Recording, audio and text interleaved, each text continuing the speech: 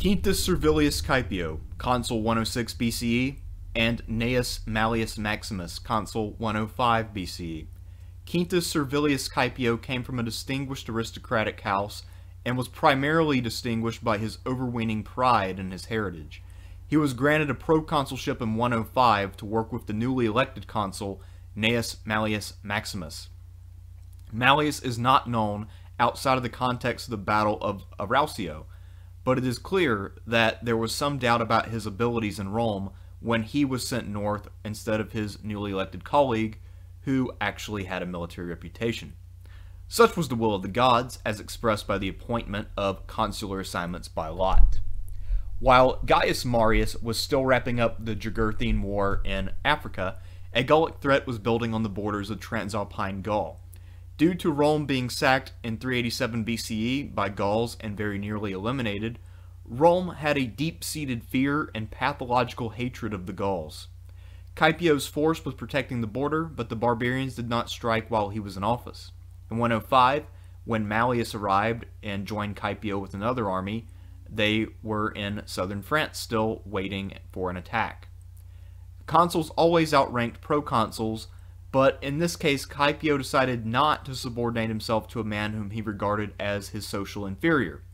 This implies that Mallius was a plebeian, while Caepio was a proud patrician. It is possible that he was aided in this course of action by ambiguous orders from Rome and institutional irregularity from the same source, since I know of no other instance when a proconsul operated in the same area as a consul without taking orders from the aforementioned consul.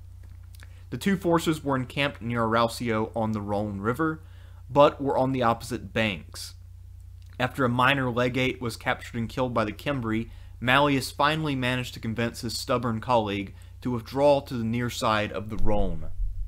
The two armies camped in separate places, but still must have seemed formidable to the Cimbri and the Teutones, who agreed to enter into negotiations with Mallius. However, Caepio thought that Mallius could get credit without his help, so he devised another plan.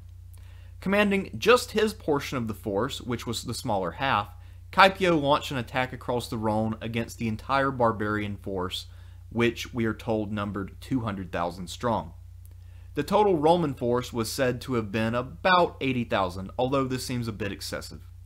Caepio's force was smashed and routed, which opened up his camp to plundering. At the same time, the Cimbri crossed the river, and also then engaged the poorly positioned troops under Mallius with their back to the river. Mallius's force was smashed to an even greater degree than Caepio's had been. Livy reports that the entire force of 80,000 was destroyed, and that the great German classical historian Theodor Mommsen thinks that such a force would have brought along about 40,000 camp followers, who mostly would have also died. It is known that the battle was a calamity, but it is extremely unlikely that the entire force was literally wiped out, as even at Cannae, 10,000 Romans managed to escape.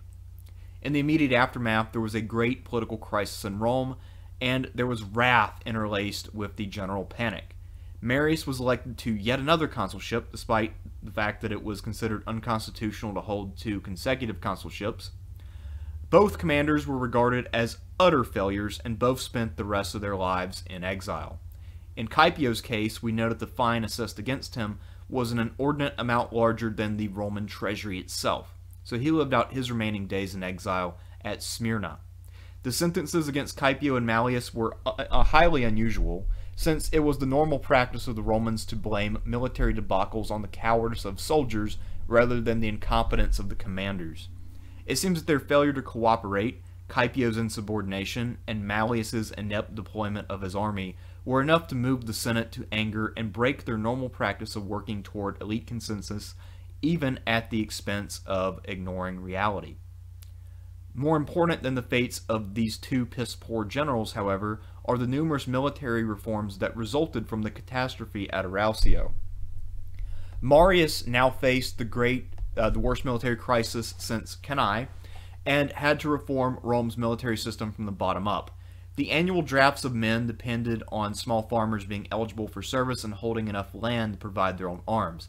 This system had been slowly falling apart for a century as Rome's extended campaigns far outside of Italy were ruining smallholders and reducing the manpower pool of both Romans and Italians. To obviate the property requirements, Marius created professional legions with arms and armor provided by the state. Tactically, the legion no longer fought in maniples, but was instead organized into 10 cohorts, which all had centuries of 100 men within them. Cohorts gave the Romans more flexibility and battlefield effectiveness than they had previously enjoyed.